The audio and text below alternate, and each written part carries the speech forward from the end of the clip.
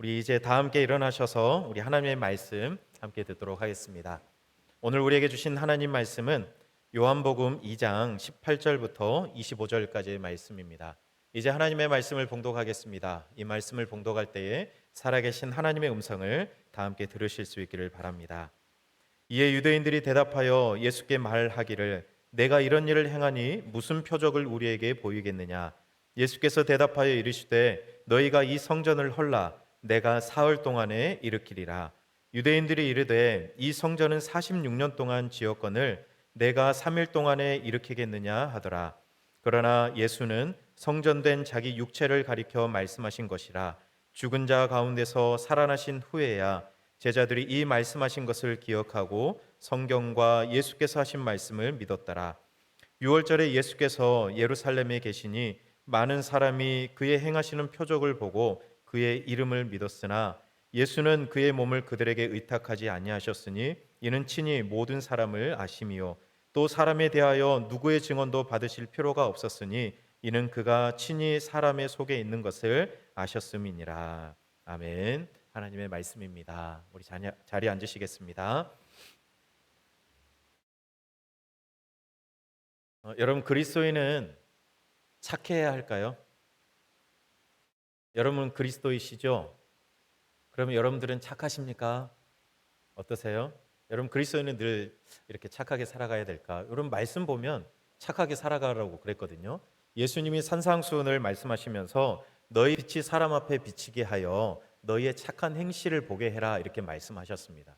또한 고린도 후서에 보면 9장에 보면 하나님께서 우리에게 은혜를 넘치게 주신 이유가 있대요. 하나님께서 우리에게 은혜를 넘치게 주시는 이유는 우리가 모든 일에 항상 넉넉하여 모든 착한 일을 넘치게 하게 하시려고 우리에게 은혜를 넘치게 해 주신다고 합니다. 그리고 또 초대교회에 바나바라는 사람이 있었는데 바나바를 소개할 때 이렇게 소개합니다. 바나바는 착한 사람이요 이렇게 소개를 해요. 여러분 이런 말씀들을 보면 그리스도인은 착해야 합니까? 물어보면 그렇다고 우리가 대답할 수 있어야 될 것 같아요. 그리스도인은 착한 사람이어야 합니다. 그런데 그리스도인은 늘 착해야 합니까? 또 이렇게 물어보면 그렇습니다라고 말하기가 좀 그래요. 여러분 세례 요한이 400년의 침묵을 깨고 사람들에게 나타나서 하나님의 말씀을 선포했습니다. 그런데 그때 말씀을 전하면서 특정한 무리들을 향해서는 독사의 자식들아 이러면서 막 우리로 치면 욕을 하면서 그렇게 말씀을 선포했던 거예요. 물론 아무한테나 그렇게 이야기한 건 아닙니다. 하나님 앞에 회개하고 돌아와야 할 사람들을 향해서 세례 요한은 독사의 자식들아 이렇게 독서를 내뱉으면서 하나님 앞에 회개하며 돌아오기를 바라며 그런 이야기를 했죠. 물론 세례 요한의 이런 강한 선포를 듣고 많은 사람들이 하나님 앞에 돌아왔습니다. 여러분 그런데 만약에 세례 요한이 하나님의 이 회개하라는 말씀을 전하면서 그냥 친절하게 여러분 제가 할 이야기가 있는데 여러분 그렇게 사시면 안 돼요. 여러분 하나님 앞으로 돌아오셔야 돼요. 이렇게 이야기하면 사람들이 돌아왔을까요? 야, 이 독사의 새끼들아 이러면서 한마디 해야 그래야 사람들이 정신 차리고 돌아오죠. 세례 요한이 늘 친절하게 그렇게 하지 않았고 할 말 할 때는 회개하고 하라고 돌아오라고 할 때에는 욕도 서슴지 않고 하면서 사람들을 향해 독서를 내뱉으며 하나님의 말씀을 선포했습니다. 여러분 예수님은 어땠을까요? 예수님은 늘 친절했을까요? 예수님이 얼마나 사람들을 사랑합니까? 그러니까 늘 사람 좋은 모습으로 허허허허 이렇게 웃으시면서 늘 친절하게만 대했을까요? 어떻게 생각하십니까? 예수님은 어떻게 하셨을까요? 그러지 않으셨죠. 우리가 지난주 말씀에서 보셨겠지만 성전을 뒤집어 엎는 그 사건에 예수님이 분노하셨잖아요. 성전을 막 뒤집어 엎으실 때 동전도 막 다 떨어뜨리고 상도 뒤집어 엎고 양과 소를 채찍으로 휘두르면서 내쫓으셨을 때 예수님이 웃으면서 그렇게 분노하셨을까요? 아, 다 나가라 나가라 이렇게 하셨을까요? 아니겠죠. 예수님이 분노하시면서 화를 내시면서 그렇게 하신 겁니다. 예수님이 늘 친절하시고 늘 사랑이 넘치는 분이셨지만 그러나 때로는 예수님이 분노하실 때도 있었습니다. 여러분 이렇게 예수님은 유월절을 지키러 온 수많은 군중들이 함께 모여 있는 그 성전에서 분노하시며 성전을 뒤집어 엎으시며 성전을 정화하셨어요. 여러분, 이 엄청난 사건을 일으키셨는데 이 이야기가 유월절을 지키러 온 수만의 사람들, 몇만의 사람들이 지금 예루살렘에 올라와 있는 것 아닙니까? 그 수많은 사람들에게 이 성전에서 있었던 이 일이 삽시간에 퍼졌을 거예요. 검색어 1위를 금방 차지했을 거예요. 아, 예수라는 어떤 사람이 성전을 완전히 난장판 만들었더라. 이런 이야기, 이런 소문이 삽시간에 수많은 사람들에게 들려졌을 겁니다. 여러분, 그래서 오늘 23절 말씀을 보면 많은 사람이 표적을 보고 6월절에 행하셨던 예수님의 표적을 보고 그의 이름을 믿었다라고 이렇게 말씀하고 있습니다. 여러분, 그런데 반대로 대제사장을 비롯한 성전의 주인 행세를 그동안 해왔던 사람들 입장에서는 이게 자기들에게 엄청난 도전이 되었을 거예요. 감히 성전을 이렇게 난장판을 만들어, 이런 생각이 들 수 있는 사건이거든요. 여러분, 세례 요한은 그 당시에 수많은 사람들에게 이미 유명 인사가 되어 있었습니다. 그런데 예수라는 사람은 별로 아는 사람도 없고 무명이었거든요.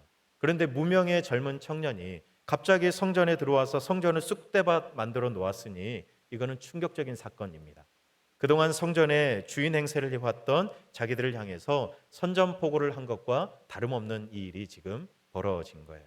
여러분, 그래서 오늘 우리가 18절 말씀부터 오늘 보았지만, 여러분 18절 말씀 처음에 보면 유대인들이 예수님께 그렇게 물어봐요. 이야기를 해요. 물론 오늘 18절에 보면 대답했다고 이야기하죠. 예수님이 내 아버지의 집으로 장사하는 집을 만들지 말라 이야기하자 유대인들이 이렇게 대답하며 예수님께 묻습니다.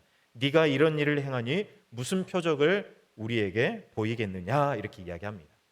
여러분, 유대인들의 이 이야기를 들어보면 예수님께서 성전을 뒤집어 엎은 이 일이 잘못되었다는 말은 하지 않고 그냥 권위타령하죠. 네가 뭔데 이 일을 하냐, 이런 이야기잖아요. 네가 왜 일을 했냐, 이거 잘못된 거다, 이렇게 이야기하지 않고 네가 왜 이 일을 하지? 어떤 권위로 이 일을 하지? 이렇게 예수님께 물어보는 걸 보면 자기들이 그동안 해왔던 게 잘못되었다는 것을 아는 것 같아요. 그런데 자기들의 이익을 위해서 눈 감고 있었는데 예수님이 이 일을 지금 건드리니까 권위의 문제를 가지고 예수님께 묻고 있는 겁니다. 여러분, 이 참 영리해요. 이 사람들이 문제 초점을 완전히 바꿔버려요. 지금 예수님이 성전을 뒤집어 엎으신 것은 누가 문제가 있다는 겁니까? 성전, 그리고 성전의 주인 행세를 하는 대제사장과 그 기득권들이 문제가 있다. 예수님께서 지금 책망하시는 건데 이 사람들은 교묘하게 문제 초점을 예수님께 던져버려요. 무슨 권위로 지금 이 일을 합니까? 이러면서 예수님의 이 권위의 문제를 지금 삼고 있는 거예요. 그러니까 표적을 보여달라고 한 것은 예수님 어떤 표적을 보여주시면 우리가 믿겠습니다, 이런 의도로 이야기한 것이 아니라 당신이 무슨 권위로 왜 이 일을 합니까? 라고 오히려 예수님께 12조로 묻고 있는 그런 상황인 거예요. 이런 유대인들에게 오늘 예수님이 19절에서 그렇게 대답하세요. 너희가 이 성전을 헐라 내가 사흘 동안에 일으키리라, 이렇게 대답하십니다. 이스라엘 역사에 세 번의 성전이 있었거든요. 첫 번째 성전은 어떤 성전일까요? 솔로몬 성전입니다. 솔로몬이 자기 아버지 다윗의 마음을 이어받아서 지었던 솔로몬 성전. 그런데 그 솔로몬 성전은 무너지죠. 바벨론에 의해서 무너집니다. 그리고 솔로몬 성전이 무너지고 한 70년 정도가 지난 후에 스룹바벨 성전이 포로로 끌려갔던 사람들이 귀환하여서 스룹바벨 성전을 짓습니다. 그런데 스룹바벨 성전이 다 지어졌을 때 그 성전을 바라보는 유다인들이 기뻐하기도 하고 참 많이 울었습니다. 한편으로는 기쁨의 눈물이겠죠. 그런데 또 한편으로는 참 슬픔의 눈물이었어요. 왜냐하면 스룹바벨 성전이 너무 초라했어요. 솔로몬 성전을 보았던 그 사람들이 볼 때에는 이 스룹바벨 성전이 너무 초라해서 한편으로는 기쁘지만 한편으로는 마음이 너무 아파서 많이 울었습니다. 여러분, 그래서인지 훗날 에돔족이었던 이 헤롯이 유다인의 왕이 되었을 때에 유대인들의 환심을 사기 위해서 성전을 크고 화려하게 지었습니다. 그 성전 너무 크고 화려하게 짓다 보니까 46년이 지나도록 성전을 완공하지 못했어요. 오늘 예수님께서 뒤집어 엎으시고 예수님이 헐으라고 이야기하셨던 그 성전이 바로 헤롯 성전입니다. 여러분, 그런데 46년이 되도록 다 짓지 못한 이 성전을 예수님이 3일 만에 다시 짓겠다고 하니까 이건 믿을 수 없는 그런 이야기를 지금 예수님께서 하고 계시는 거죠. 여러분, 그런데 예수님이 어떤 의미로 이 말씀하셨는지를 여러분 알고 계시죠? 오늘 요한이 주석으로 달아주고 있어요. 예수님이 이렇게 말씀하신 것은 성전된 자기의 육체를 가리켜 말한 것이다 라고 말씀하고 있습니다. 예수님의 십자가의 죽음과 부활에 대해서 말씀하시는 것이고, 예수님의 십자가와 부활로 인해 새 성전을 일으키면 그 성전 안에서 하나님과의 만남이 있는 예배가 드려지게 될 거라는 것을 말씀해 주는 거예요. 그러니 헐어라. 너희들이 지금까지 지어왔던 46년이 넘도록 지어왔지만 그러나 성전답지 못한 이 성전 헐어버려라. 그러면 내가 새 성전을 다시 지어주겠다. 예수님이 그렇게 말씀하시는 거예요. 죄로 왜곡된 성전, 그걸 헐어야 새로 지을 수 있거든요. 우리의 잘못된 것들을 헐어내야, 그래야 다시 새로운 성전을 지을 수 있기 때문에 예수님은 오늘 그 성전을 헐어버려라. 그러면 내가 사흘 동안에 다시 일으키겠다. 그렇게 말씀하십니다. 여기까지가 사실 성전을 깨끗하게 하신 이야기를 담고 있죠. 22절까지가 바로 그 이야기입니다. 그런데 성전을 깨끗하게 하는 이 사건이 22절로 끝날 수도 있지만 오늘 말씀을 보니까 25절까지 이어지는 것으로 우리가 볼 수도 있어요. 성전을 뒤집어 엎으시고 예수님이 성전 되셨다는 것을 말씀하시며 말씀이 끝나도 충분할 것 같은데 오늘 예수님은 25절까지 말씀을 이어가세요. 6월절에 성전을 정화하는 사건을 수많은 사람들이 보고 그 표적을 통해 예수님을 알고 예수님을 믿게 되었다더라. 믿게 된 이유는 예수님의 표적을 보고 그렇게 믿게 되었다. 그런데 예수님은 믿게 된 수많은 사람들에게 자신을 의탁하지도 않고 그 사람들의 증언도 받지 않으시는데 표적을 보고 믿은 사람들의 속에 있는 것을 아셨기 때문이다 이렇게 말씀하세요. 그러면서 표적을 보고 믿기는 했지만 그들의 믿음이 얼마나 흔들리기 쉽고 그리고 얼마나 세상적인지를 잘 아시기 때문에 예수님은 그 사람들의 그 증언도 받지 않고 의탁하지 않는다. 이 말씀으로 오늘 25절까지의 말씀을 마무리하고 있어요. 여러분, 이렇게 성전을 정화하는 이야기를 표적을 보고 믿게 된 사람들의 마음 이야기로 마무리하는 이유가 있지 않을까요? 그냥 성전을 다 뒤집어 엎고 자, 헐어라. 내가 사흘 만에 다시 일으키겠다. 이 말씀으로 사실 끝나도 될 것 같고 그래서 그 성전은 예수님의 육체를 가리킨 것이다. 십자가와 부활을 가리킨 것이다. 이걸로 끝나도 될 것 같은데 오늘 예수님은 23절에서 25절까지의 말씀을 이어서 하셔요. 여러분 23절, 25절 보면 이게 좀 긍정적으로 들리지는 않잖아요. 사람들의 마음이 그만큼 깨끗하지 못하고 신뢰하지 못하고 흔들리기 쉽다는 말처럼 들리거든요. 그러니 예수님이 사람들을 의탁하지 않고 그들의 증언도 받지 않는다 이렇게 말씀하시는 것 같은데 그런데 이 말씀이 성전을 깨끗하게 하신 이 사건과 어떤 관련이 있을까요? 여러분 예레미야 31장을 가면 하나님께서 이스라엘 백성들과 다시 새 언약을 맺는 장면이 나옵니다. 새 언약이에요. 그러면 그 전에 이미 맺었던 언약이 있다는 거잖아요. 이스라엘 백성들이 출애굽한 다음에 시내산에서 하나님과 이스라엘 백성들 간에 언약을 맺으시는 장면이 나옵니다. 그런데 그 언약을 누가 깨뜨렸냐? 하나님이 아니라 이스라엘 백성들이 그 언약을 깨뜨려 버립니다. 그래서 우리 하나님께서는 언약을 깨뜨린 백성들 계속해서 기회를 주었지만 그 기회를 잡지 못하자 북이스라엘을 멸망시키고 남유다만큼에게는 그래도 기회를 주세요. 그런데 남유다도 그 기회를 잡지 못합니다. 그래서 우리 하나님께서는 그 남유다도 그 관계를 끊고 그 문을 닫게 만드시려고 해요. 그런데 우리 하나님께서는 남유다를 완전히 멸망시키지 않고 여전히 기회를 주시려고 해요. 그래서 예레미야 31장에서 다시 새 언약을 맺고 싶다. 너희들이 바벨론에게 망하겠지만 그러나 완전히 망하는 것이 아니라 다시 내가 너희를 회복시키겠다. 70년 후에 다시 돌아오게 하겠다. 이 약속을 주시면서 새 언약을 맺으세요. 그러면서 시내산에서 맺으셨던 것처럼 내가 너희의 하나님이 되고 너희는 내 백성이 되었으면 좋겠다. 이 약속을 하면서 깨어진 언약이 아니라 새 언약을 맺고 그리고 새 언약은 예전처럼 어떤 돌판에 새겨주는 그런 언약이 아니라 너희들의 속에, 너희들의 마음에 새기는 새 언약이 되었으면 좋겠다라고 우리 하나님께서 말씀하십니다. 다시 말하면 이제 우리 하나님께서 맺으시는 새 언약, 우리 예수님께서 다시 일으켜 세우길 원하시는 성전은, 새 성전은 눈에 보이는 것만이 아니라 눈에 보이지 않는 사람의 속, 사람의 마음까지 가지고 내려온 성전과 언약이라는 것을 말씀해 주고 있어요. 여러분, 그래서 이런 마음을 담아서 바울도 이야기하잖아요. 고린도전서 3장에서 너희는 뭐라 그래요? 하나님의 성전이라 그래요. 하나님의 성령이 어디에 있다 그래요? 너희 안에 있다고 말씀하고 있어요. 마찬가지로 예수님께서 세우길 원하시는 새 성전은 바로 이겁니다. 우리의 마음에 세우는 성전이에요. 예수님께서 세우길 원하시는 성전은 우리의 마음과 우리의 삶에 세우길 원하시는 성전인 거예요. 하나님의 통치를 인정하고 하나님과의 만남이 갈급한 새로운 피조물 된 우리의 마음의 성전에 세우시는 성전, 교회, 그거를 우리 주님께서는 회복하기를 원하시는 거예요.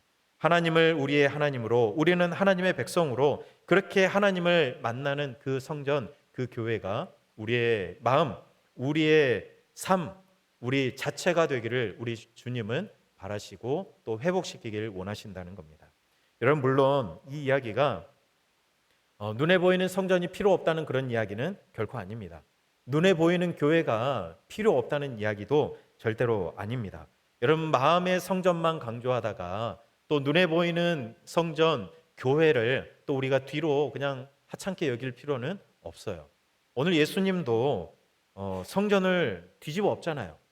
만약에 눈에 보이는 성전이 필요 없으면 이 성전을 예수님께서 뒤집어 엎을 필요가 있겠습니까? 없지요. 양과 소를 다 내어 쫓으시면서 사람들을 그렇게 책망하시면서 분노하실 이유가 없지요. 예수님이 그렇게 하실 이유가 없어요. 자, 이제 성전이 다 필요 없다, 이렇게 선포만 하시면 될 일을, 근데 예수님은 다 엎으셨어요. 성전을 다 뒤집어 엎으셨어요. 예수님은 눈에 보이는 성전도 깨끗하게 하길 원하세요. 눈에 보이는 성전, 교회가 회복되어서 공동체가 함께 모여 예배하기를 우리 예수님은 여전히 기대하시는 겁니다. 지난주 우리가 들었던 말씀처럼 교회가 하나님을 만나는 공동체로 회복되길 원하실 뿐만 아니라 오늘 말씀을 통하여서는 교회 건물 안에만 우리가 머무르지 않고 사람들의 모임 속에서만 우리가 머무르지 않고 각각의 교회인 우리의 마음과 우리의 삶에서 예배가 드려지므로 하나님은 우리를 만나고 싶어 하시는 거예요. 여러분, 그래서 오늘 성전을 깨끗하게 하신 이 사건이 22절로 끝나도 무방하지만 우리 주님은 25절까지 사람의 마음을 내가 의지하지 않는다, 의탁하지 않는다, 친히 사람의 속에 있는 것을 아신다라고 말씀하신 것은 눈에 보이는 성전만 깨끗하게 하시려는 것이 아니라 우리의 마음의 성전까지도 우리 예수님은 깨끗하게 하시려고 이 땅에 오셨다는 것을 우리에게 말씀하시는 거죠. 여러분, 성전을 정하신 예수님의 이 표적은요, 오늘 우리를 향한 표적이기도 합니다. 예수님이 오늘 우리에게 물어보시는 거예요. 우리의 마음과 삶은 욕심과 탐욕을 멀리하고 하나님의 거룩하심을 담아낼 수 있는 거룩한 성전이냐고 우리에게 묻습니다. 여러분, 사흘 만에 다시 일으켜 세우신 성전 되신 예수님께서 우리 안에 거하실 수 있냐고 오늘 우리에게 물어보셔요. 그만큼 우리는 깨끗하고 우리는 신뢰할 만하냐고 예수님께서 우리에게 물어오십니다.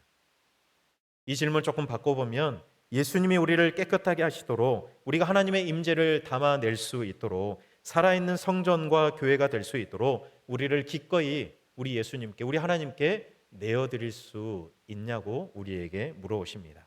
여러분, 우리 교회가 하나님과의 만남이 있는 교회가 될 뿐만 아니라 우리의 마음의 성전도 안녕해야 하지 않겠냐는 것이죠. 우리의 눈에 보이는 교회만 평안한 것이 아니라 우리 교회가 평안함으로 우리 여러분 각자의 마음의 성전, 삶의 교회도 평안하냐고 예수님께서 우리에게 안부를 물어오시는 겁니다. 헐어버려야 할 것은 헐어버리고 혹시 죄로 인해서 우리의 욕심으로 인해서 잘못 세워진 성전이 있다 그러면 헐어야 예수님께서 다시 세워주시기 때문에 오늘 우리에게 물어오시는 겁니다. 혹시 너희의 삶의 예배는, 너희의 삶의 교회는, 너희의 마음의 성전은 혹시 헐어야 버려야 할 것이 없냐? 내가 다시 일으켜 세워야 할 것은 없냐라고 예수님께서 오늘 우리에게 물어오시는 겁니다. 여러분, 그래서 지난주 말씀으로 성전을 정화하는 사건이 끝나버리면 안 되고 오늘 25절까지 이어져야 돼요. 우리가 모여서 예배하는 이 교회에서만이 아니라 흩어진 여러분의 삶의 교회에서도 여전히 예배가 지속되고 그 예배를 통해서 하나님을 만나는 그 일들이 계속해서 일어나야 하기 때문에 그렇습니다. 여러분들이 교회이고 여러분의 마음이 교회거든요.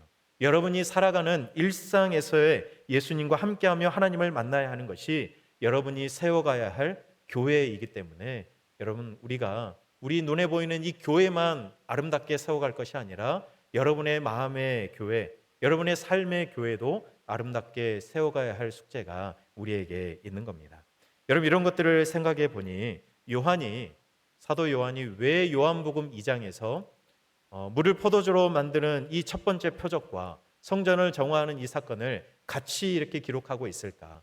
다른 공간복음의 저자들은 성전을 정화하는 사건을 예수님의 사역 맨 뒤에 십자가에 달려 돌아가시기 4일 전에 일어난 일로 기록하고 있는데 왜 요한은 그 순서를 앞으로 당겨서 첫 번째 표적과 성전을 정화하는 사건을 같이 기록하고 있을까?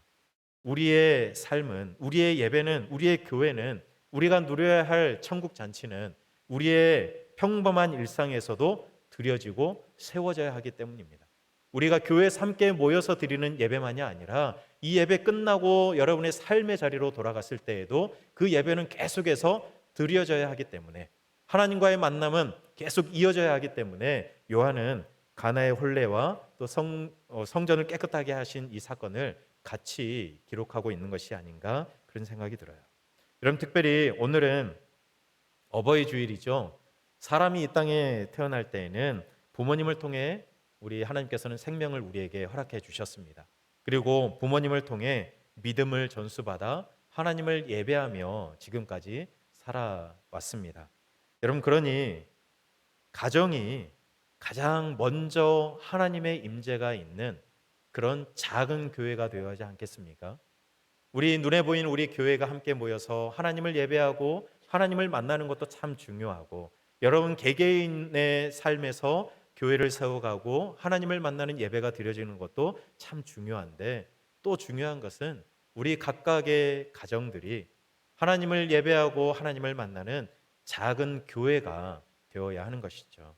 여러분, 자녀들이 부모님의 모습을 통해 신앙의 본을 배워가고 자녀들이 부모님을 통해 하나님을 사랑하는 그 마음을 배워가는 곳, 그곳이 바로 가정이거든요. 그러니 여러분의 가정이 작은 교회가 되어 늘 하나님을 만나는 예배가 드려지고, 그래서 그 만남의 기쁨과 믿음의 유산을 우리 자녀들에게로 계속해서 흘려보낼 수 있는 그런 믿음의 가정들, 작은 교회들이 될 수 있었으면 좋겠습니다. 그래서 바라기는 우리 신당중앙의 모든 가정에서는 부모님들이 먼저 거룩한 성전으로, 거룩한 교회로, 하나님이 기뻐하시는 교회로 세워지는 은혜가 있기를 축복합니다.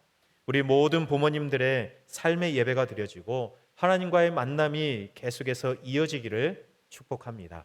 여러분, 그래서 부모님들의 믿음의 유산이, 하나님을 만나는 이 만남의 유산이, 그리고 건강하고 정결한 교회됨의 유산이 우리 부모님들에게서 자녀들에게로 계속해서 이어져 믿음의 가정으로 세워지는 은혜와 축복이 여러분의 가정에게 꼭 있기를 축복합니다.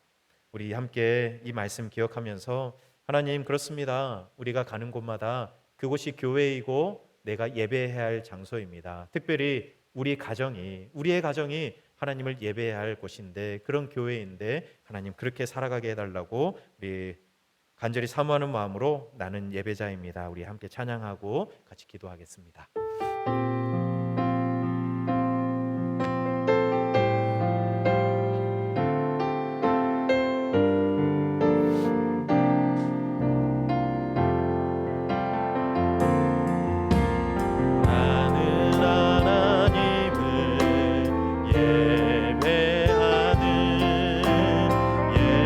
예배자입니다.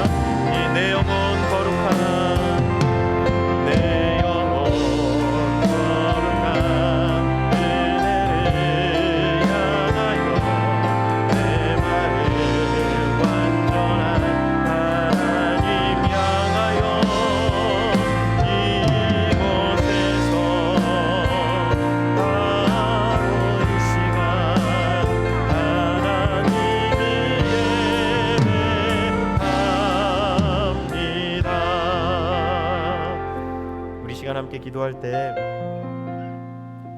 하나님의 성전된 내 몸과 내 마음과 내 삶을 하나님 정결하게 하여 주셔서 하나님 내가 가는 곳이 어디이든 내가 서는 곳이 어디이든 그곳이 주님이 임하시는 거룩한 성전 되게 해 주시옵소서.